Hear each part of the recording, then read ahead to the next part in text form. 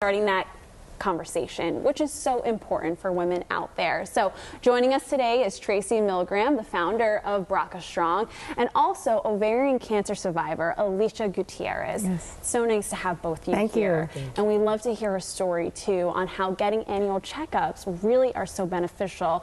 Tracy, start me off a little bit with what this month is all about. So this month of September, coming up tomorrow, is Gynecological Cancer Awareness Month. There's 5 different gynecological cancers, and we need to get screenings and early detection. What that means is getting your pap smear and knowing and booking your gynecological pap smears, again, blood work, and seeing your OBGYN, as gynecological cancer research is the least funded. Did you know that?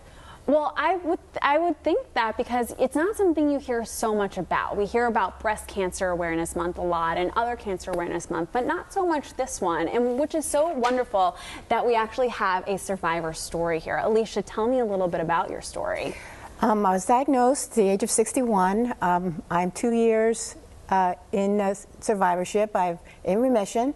And when I was diagnosed with ovarian cancer, the very first thing I found was how little women knew about it, how there are no pre-screenings suggested for women when they go and do their checkups, like the CA-125 tumor marker or the uterine ultrasound. So I then learned that it was the least funded, the highest mortality, and the most aggressive cancer that there is, and it affects women between the ages of 20 to 70. Wow. That is another thing women don't know. And 85% of women who get ovarian cancer have no pre-genetic Disposition. Yeah, no pre-genetic, what's the word I'm looking for? Disposition. Disposition, thank you. No pre-genetic disposition. Therefore, I had no pre-genetic disposition. There's no ovarian cancer in my family. wow. The women in my family don't die from cancer. I'm the first to have it. So I'm here to say that there has to be more. Women have to be more aggressive. Women have to be their own advocates.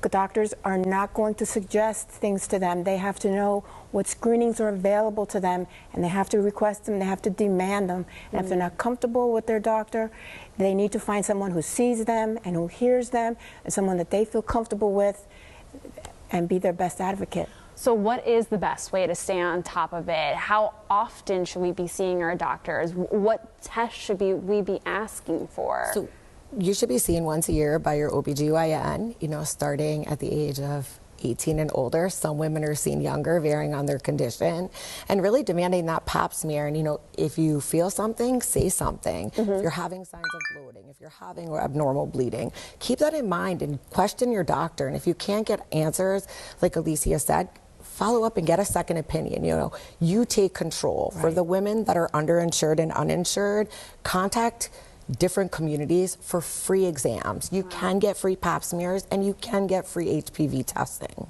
That's all good to know. And actually, there's a gala coming up as well. There is. We actually have our 2nd annual gala next Saturday night. We are so honored. Actually, during Gynecological Cancer Awareness Month, you can check out more information on our website. We have a silent auction. The silent auction goes to women like Alicia and gets gynecological care packages. We are so honored to be able to help women through these journeys. Amazing. Well, thank you for telling us more about this, and thank you for sharing your story too. You're welcome. I'm happy to do it. Well, there's still more to come on South Florida Live. We'll soon be able to live through the Eras tour of Taylor Swift with the big screens. Did you hear? Well, Mac is here to explain it all in today's Toon Talk on the other side of the break.